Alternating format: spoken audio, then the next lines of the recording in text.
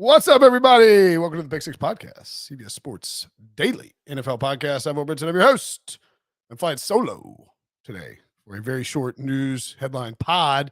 Honestly, so if anybody's got anything, anybody's watching or listening on YouTube currently and has something they would like to ask about, whether it's podcast related or otherwise, feel free to let me know, and I will try and jump on it. We're going to start with Patrick Mahomes.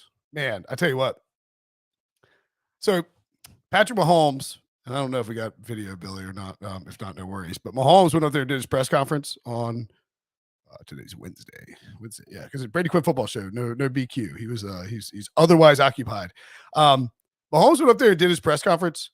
And before he went up there, Andy Reid did his and noted that there was going to be no injuries. It was like, what? What do you mean no injuries? Like Patrick Mahomes has an ankle sprain. He suffered it last week. Like, he's injured. He has to be injured.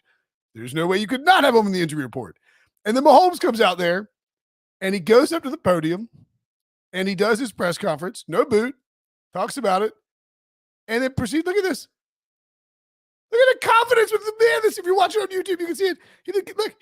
He hits this plant right here. Bam, bam. So easy, so fluidly that I think Mahomes is just playing. Like, if he's out there without a walking boot on Wednesday afternoon, he's playing in the championship game. Two, I firmly believe that this was I don't want to say like a shot at the Bengals, because I don't think they're taking a shot at them, but I do think that this was a designed and planned approach by the Chiefs to have Andy Reid go up there, no injury designation, and then you have Patrick Mahomes come out and like just walk like that. And I know it's kind of like we're maybe playing it up a little bit, but I don't think so. This is insane that he's walking like that. This is like alien stuff, man. You should not be walking like that soon after spraining suffering a high ankle sprain on a Saturday night, right? Like, he should be in the most pain right now of Wednesday, like several days removed, and here he is just waltzing around. Now, is it possible that after Mahomes, like, what is it, the scene? I mean, it happens all the time in the movies, but like, I think there was the Aviator I watched recently with Leo DiCaprio. He gets around the corner and just like, ah! Did Mahomes collapse after the door closes? I don't know. I doubt it. I do think, though, that they wanted to make a showing of this to force. He must have had an ankle healing baked potato. Maybe so. Who knows? I can't believe we spent 7 minutes talking about whether we'd eat baked potatoes or apples or bananas on them. But actually, I can't believe it. I don't know why I said I can't believe that. I do think, though, that like this is huge because it sends the message to the Bengals that Mahomes is, if he's not 100%, he is Patrick Mahomes, and you have to prepare for it as such. And that just requires an additional level of planning for the Bengals, because they can't go into this game assuming that Mahomes' mobility will be limited. Now, you could argue the other way around, and we can stop showing the clip now because I'm getting like nauseous. But great job getting it. Not to criticize. I was about to follow. I was about to not be able to walk myself. I just think that it forces you could argue that like you'd rather have the Bengals not know how healthy Mahomes is, but he's going to have to do these press conferences. They're going to see him. Now you get to the point where you're not going to be distracted by that. That's not going to be a key talking point for the rest of the week. And it does force the Bengals to be more judicious in their preparation for Mahomes.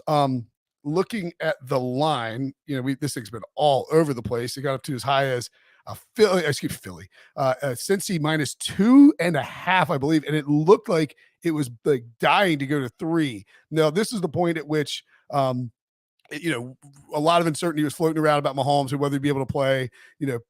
All the Twitter docs, myself included, we're talking about, high ankle sprains are the worst of the day, the next day after and 2 days after. I mean, this is kind of embarrassing, but I'm doing solo pods or whatever. Who cares? Like, I sprained my ankle in a fish show. I mean, obviously, I guess, jumping up and down with these. I was wearing these crappy shoes. I was trying to wear them so I wouldn't. I wore them because I was like, oh, I don't care if these shoes get destroyed, and I'll just throw them away. Anyway, bad shoes, sprained ankle. Woke up the next day, foot is gigantically swollen. Had to go buy new shoes. Went the next day and was like in a lot of pain, and like was in a lot of pain for a while. Now, I'm obviously, not quite as athletic as Patrick Mahomes, just missing a little bit of athleticism that Mahomes has. But actually in pretty good shape at that point in time. Point being is, typically speaking, after an ankle sprain, it is really tough and really painful the following day. So I think Mahomes is probably fighting through the pain in order to put on this, not, I don't want to say it's a facade. I just think it's like, hey, look, I'm full go. You need to be prepared for full blown Patrick Mahomes. Whether or not we get that remains to be seen, because walking up to a press conference and walking off, a lot different than running around in the pocket and being chased by NFL caliber defenders. However, even with all that out there, the line has not moved back to KC being favored, which is a little surprising. I would think seeing Mahomes like that, and maybe we needed to see him in practice a little more. I think uh, uh, Palmer, sorry, first name, sorry, somebody from NFL media, it's not Jeff Palmer, it's James Palmer, sorry, James, my bad. James Palmer had video of Mahomes at practice, like stretching, and then he was sort of like walking, like jogging away, and he did look a little more tender than he did with that forceful showing at the press conference. So, I mean, they could have blasted him up with Toradol for the press conference for all we know. I was just speculating here because I've got to fill airtime talking about Mahomes. I think, though, that the lack of a line movement back across the board to KC indicates that maybe Vegas still a little hesitant on just how healthy Mahomes is. And look, if he can't run around, it does change things. We've said it for 2 weeks now. It's like Mahomes, he breaks your back on these third downs where he just extends the play, gets outside the pocket and makes this crazy throw or uses his legs to run. I think, if you're interested in Kansas City, I don't think it's a bad idea to take a teaser now if you want to take the KC teaser, because you'd have to go to 7 to get them above through take the 7-point teaser to get them through the 7 up to 8, because you want to get those key numbers. And then, I think the obvious choice would be the 49ers. You don't want to tease the Eagles through 0. You would tease the Niners up to 9.5. Now, I'm sure there's some people, maybe even people who are currently listening to this podcast or producing this podcast, that think that the Niners can't keep it within 10 points. I mean, I do, and but it's a reasonable concern there. You don't want to tease those totals. So just there you go, Billy. I mean, I would. Yeah, I don't know if I feel comfortable with any of those totals. I mean, you don't want to tease totals in the first place. So I mean, I think Niners, you could wait and see if you get that 3 to pop for the Eagles. It's been dying to move, or they're trying to trick somebody to think it's moving. -2, -115, -2.5, -115 for the entirety of the week so far. Hasn't jumped to 3 yet. I think if it does, the Niners will probably get peppered. So a decent chance that we don't actually end up seeing that 3 until later in the week. Speaking of the Eagles, we got see who wrote this. Ruben Frank. Nick Sirianni snubbed in Coach of the Year voting. Why was he snubbed? Because Brian Dable, Doug Peterson, and Kyle Shanahan are the 3 finalists for the AP award for Coach of the Year, which I guess the AP announced on Wednesday. Yeah, Wednesday morning. I need to go and look and see if they announced the finalists for all the awards. I'm sure they did. But so they did the different format. We talked about this. This year, how I bet they're not doing one. I bet they're doing one every day. Oh, so annoying. So they're Hurts, Jefferson, and Mahomes among AP NFL MVP finalists. Yeah, so so they announced all the finalists. Good. I'm glad they didn't do that. And they changed the voting format basically, where so Prisco's on the he gets a vote, right? My boy Adam Shine gets a vote, and instead of just voting for one person for each award, which they've done for years now, and then you just tally up the votes, and one vote is 1 point, right? Whoever gets the most points, you win the award. Now I want to see if they actually, because they never told us how it was gonna format. I think it's pretty obvious, right? Like so I believe Pete voted. I'm not going to spoil Pete's vote. Let's say hypothetically Pete voted for Kyle Shanahan for Coach of the Year, number 1 on his ballot. Well, Kyle Shanahan would get 3 points, I believe, because you only you do 5 for the MVP, 3 for all the other awards. And then if you had Dable 2, Dable gets 2 points. And then if you had Doug Peterson 3, Doug Peterson gets 1 point. I'm assuming that's how it goes. Yeah, I'll see if that. Actually, you know what? Yeah, here we go. We got the system.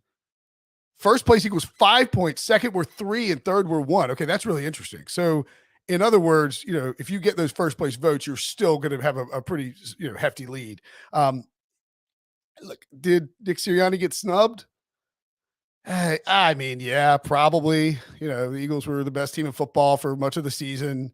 Um, I think a lot of times expectations and what you have to deal with in terms of like the circumstances throughout the season. I won't say hardship, but like like Kyle Shanahan's got Brock Purdy out there, right? And Doug Peterson. Nobody really thought the Jaguars were going to be a division winner who would go win a playoff game. Billy, you're a tremendous Eagles homer. What are your thoughts on Nick Sirianni being left out of off this list? I mean, I think it's bad. It's definitely egregious.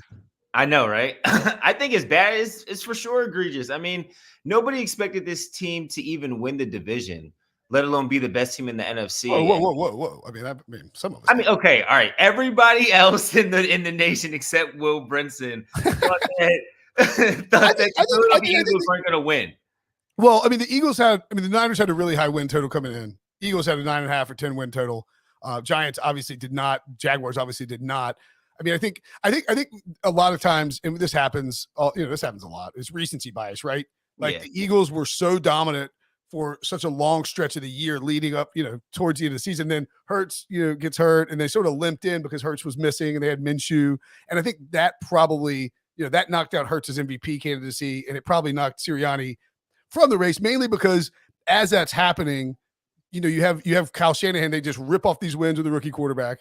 The Giants make the playoffs, which was a shock. And then the Jaguars got hot down the stretch and won the division. So I think that happens with the Heisman. It happens with, the MVP, like your 2017 argument with Wentz. I mean, it's Brady played great.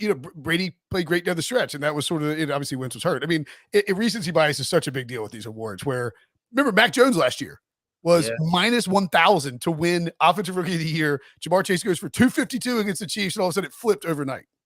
I mean, I agree. I mean, I think I agree to a certain extent. I think Jalen Hurts missing those last two games actually helped his MVP candidacy, because the whole narrative before that was that this was such a great team.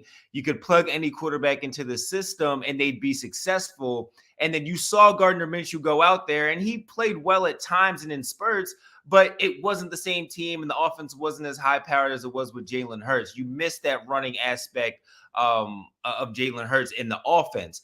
But you're 100% right with Nick Sirianni. I think if Nick Sirianni wins with Gardner Minshew, he's more, he makes the finalists for being a coach of the year, because you were able to get this team to win games even without your MVP candidate. I mean, just traditionally speaking, the coach of the year, like I can't remember if they came on our podcast or I went on theirs. I think it was on theirs, but Andy and Drew, who do the deep dive pod, we did an awards thing. And it's like, there is a archetype for coach of the year. And it's basically who exceeds their win total, their preseason win total the most. Right. And so, like, even though the Eagles won a ton of games, or we're one of the probably two best teams in football, like the Giants won like 6 more games. And, so you know what I'm saying? Like, it's just sort of how people lean into that award. Jalen Hurts, Justin Jefferson, and Patrick Mahomes are the finalists for MVP and Offensive Player of the Year awards. Mahomes got 49 of 50 votes for the first team All-Pro. So that means one person, probably somebody from Philly, some honk from Philly, voted for Hurts for MVP, and Mahomes will be close to a unanimous MVP. Those things almost always line up. Burrow and Allen also finalists for that as well, because you got the 5 slots.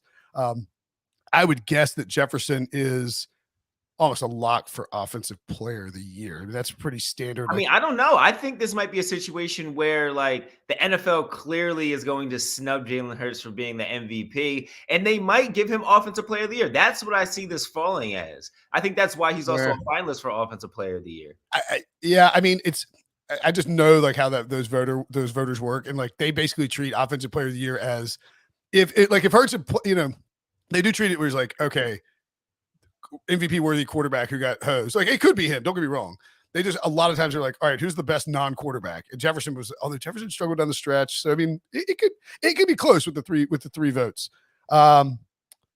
Nick Bosa, Chris Jones, and Micah Parsons finalists for AP Defensive Player of the Year. That's Bosa by a landslide, I think. Brock Purdy, Kenneth Walker, and Garrett Wilson are offensive rookie of the year finalists. I think I have like 50 tickets on offensive rookie of the years, and like none of them even made the finalists, which is just swell. I think we did that on the Picks Pod a few times. This not yeah, the Picks Pod to see, like, we looked at that earlier in the season, and I feel like none of the picks that we said earlier Yeah, panned out didn't at go all. so hot.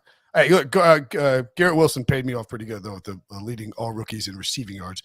His counterpart on the other side of the ball, Sauce Gardner, along with Aiden Hutchinson and Seahawks cornerback Tariq Woolen, finalists for AP Defensive Rookie of the Year. I think Sauce is a stone cold lock based on people I've talked to.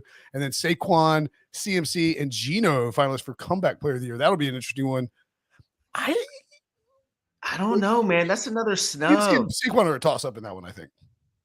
I mean, yeah, I don't disagree with that, but I also feel like, I mean, Brandon Graham, 11 sacks off of a Right. torn Yeah, Achilles. Like, no. I mean, no, I'm just being honest. I've had a torn Achilles. I know the process of coming back from that. Like, it's a rough thing. It's one of the hardest injuries to come back from. And for him to come back and have a career year and have 11 sacks is nuts. Yeah, I mean, I'm not disagreeing with it. It was just like the two dudes who were kind of the favorites coming in to the year played great football, especially down the stretch. I think they're running backs, and it's like it's like CMC. People love CMC and Saquon, so like it was just one like I I thought just it thought was. CMC had an okay year. I mean, I get it. Like, this is probably the first CMC was year. awesome once he got to San Francisco. Yeah, but once he got to, but that's my point. Once he got to San Francisco, Brandon Graham has been good all year. Sure. But I also think that they're also giving it to the two guys who, like, haven't been really healthy the past few years, and they finally are, and they're running backs. They score touchdowns. So Yeah, I mean, CMC I came get back it. like last year from his injury. Like he was like coming back from a comeback or something. Yeah, I mean, I don't disagree with you. I mean, I could go either way on that one. I don't think I have any tickets on the comeback. I mean, yeah, I don't really have a huge beef with any of these. The Sirianni thing I could get. I just think I'm pretty sure like the voters had like settled on Brian Dable at that point. So Yeah, I mean, I'm not that mad. It's just yeah. kind of a thing. Like, I mean, to not have him in there and be a I think it's good motivation for him. Oh yeah, for sure. I mean, if I'm an Eagles fan, I'm glad that he's not on there because he's pissed about it. Oh Like, yeah, are you kidding me? Like, what? I mean, we saw how he feels about coaches in that Colts game. So yeah, but he's like, you serious? Like, what do I have to do to get like I'm not even the third place guy. He's like, I just led the Eagles to the 1 seed. Jalen Hurts is like unbelievable. It's like, do you know what made Jalen Hurts great? Coaching, pal. Like, it's like, hello. Jalen Hurts is great anyway. But Debo Samuel and TMC did. And Elijah Mitchell did not practice on Wednesday. Don't think that's a huge deal ahead of their matchup against Philadelphia. I think they'll play. That's probably just some rest. You can't have anything silly happen on a Wednesday. Charles Omenihu is going to be available to play per Kyle Shanahan, who said that they trust the legal process to play out. Which, look, if you want to, let's plop that in the old NFL translator. We're not going to lose one of our pass rushing depth for the NFC Championship game unless there's like a charge filed. I mean, that's the bottom line. And I'm not passing judgment on the situation whatsoever because I'm just saying that's like, I mean, maybe it's a little different if it's week 14 in the regular season. That's what I'm saying. Maybe he doesn't play. That's just worth noting. Not a ton of news at all with these coaches, man. This is so weird. I've never seen anything like this. And I miss anything for the news? Pretty slow. AJ Brown and Jalen Hurts not on the Eagles injury report, so that's pretty good. Brandon Bean said something weird about. He's like, I hope I don't suck bad enough to get Jamar Chase. It's like, yeah. How do you feel about that? I mean, like, I know what he's saying. It's just kind of like, but I'm just saying, how do you feel about teams like being bad in order to be good? Like, I mean, it works for some teams. Like, I would say. I mean, I get what he's saying. He's like, I don't want this team to stink bad enough. He was trying to compliment Jamar Chase, but it's like, I don't know, man. Like, it sounded like a backhanded compliment, don't you? Yeah, it did. It really did. Yeah, it was like, well, the Bengals sucked for so long. They got Joe Burrow and Jamar Chase. We had to, we were good. We said it good. It's like Bills sucked for a while too, buddy. Like exactly. Before you got Josh Allen, you sucked. Yeah. Now they built it. Yeah. I mean, it's a little. And Tom Brady owned you for those years as well. So that's right. Pro Football Talk, Mike Florio reported. This is like a minute. God, Florio did weird hours, man. That guy's nut job. Some believe that the Broncos could go first in terms of hiring as soon as Wednesday. They're very impressed. I'm reading Florio's article here, obviously. They're very impressed by 49ers defensive coordinator D'Amico Ryans, who can't be hired by anyone until his team's current season ends. Former Stanford coach David Shaw has emerged as a very viable candidate. And Sean Payton, of course, looms. Now, there was a report, too, from FS1, I believe, that Sean Payton, that the Broncos want Sean Payton and that Russell Wilson wants Sean Payton, but Sean Payton has to decide. Now, again, we like to be open and transparent here. Without guessing sources, I would point out that Sean Payton works for Fox, which owns Fox Sports 1, and that Sean Payton was recently on Fox Sports 1 doing interviews where and it was a really good interview, great interview with Coward. My point being is that if Sean Payton was still trying to leverage the Broncos job and if forcing somebody's hand, whether it's the Cowboys or the Chargers, probably just the Chargers, it's kind of what you would put out there, right? Yeah, for sure, 1,000%. And it is weird. He's like, Sean Payton's going to decide. It's like, okay, all right. I still think he's going to go back to. I think he's going to stick in TV for a year and try to ride out the Chargers job. I don't think he trusts Russell Wilson enough to like go jump in a division where he like, because he really wants Herbert. Like everybody wants to coach Herbert, but like I don't think he wants to go jump in a division with Herbert and Mahomes and maybe Tom Brady coming to town. So like you can kind of get a better sense of the lay of the land. If you wait another year. So that would be my guess on him. Dan Quinn also interviewed for the job. He could clearly take it now because their season is over. What do you think about D'Amico Ryans being? I know how you feel about Russell Wilson and how you think he needs an offensive coach to really get his career jump started again. How do you feel like a guy like D'Amico Ryans could go in there and fill that position for the Broncos? Yeah, I mean, I think Wilson talked about that. I think when we were sort of discussing, it's like a disciplinary defensive guy would not be a bad thing as long as they have a plan for the offense, right? Right. I honestly think you need somebody who's either like, I think they just need a disciplinary, not a disciplinary guy, but somebody who's got some skins on the, somebody who's got some skin in the game. Okay, or pelts on the wall. You can say that, right? Or pelts. Yeah. I don't know, man. I don't know what you can say anymore these days. Like in other words, Dan Quinn's been to a Super Bowl, right? And he come in and say, "Hey, look, Russ, we're going to find an offensive coordinator that works well for you." And you don't like Hackett, a first-time coach, trying to do all this stuff, trying to work with Russell while trying to manage the game. I mean, that's just too much on your plate. So I'm fine with D'Amico Ryans as a first-time head coach because he's defensive and he won't be like. He can be a CEO and not have to focus on just Russ and try to do all that other stuff. I mean, I think D'Amico Ryans could be the head coach and he could bring in a guy like Frank Wright and exactly. Probably somebody from like Mike LaFleur. Yeah. Somebody from that Kyle Shanahan tree would make a ton of sense. Yeah. I mean, that would totally work. All right. That's enough. Oh, we did 23 minutes. Yeah. I really can talk, huh? All right, that's it for us. Short pod. We'll be back tomorrow with picks, of course. Thanks for watching. Thanks for listening. Feel free to tweet at Brady Quinn and say, where the hell are you, buddy? Billy, thanks for jumping on. For Billy and Brinson. See you guys. Bye.